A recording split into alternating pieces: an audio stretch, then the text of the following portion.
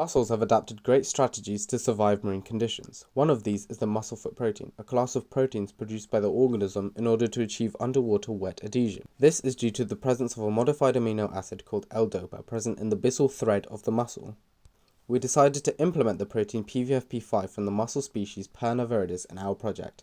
Our PVFP5 is composed of 122 amino acids. Key roles are played by lysine and cysteine.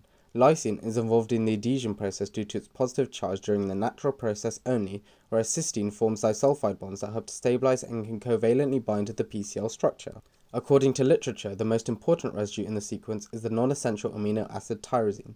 The tyrosine residue is later converted to DOPA post-translationally.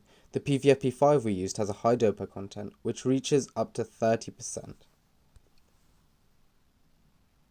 The polymeric structure of polycaprolactone consists of a straight aliphatic chain, containing an ester group in each repeated unit. Polycaprolactone is a biodegradable polymer that is readily used in synthetic biology for long-term implant systems, tissue engineering, and various drug delivery applications. The binding between the PCL and MFP occurs through two main modes, hydrogen bonds and hydrophobic interactions. Hydrogen bonding occurs between the hydrogen from the hydroxyl groups of the DOPA residue and the oxygen from the ester group of the PCL. One DOPA residue can form two hydrogen bonds with the units of PCL. The PCL does not need to be pre-treated in order to bind to the MFP, which also validates that the MFP would remain bound to the PCL scaffold within the spinal microenvironment.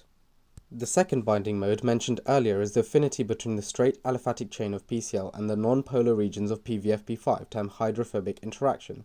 Polycaprolactone only interacts with the hydrophobic region and the potentially polar ones of PVFP5.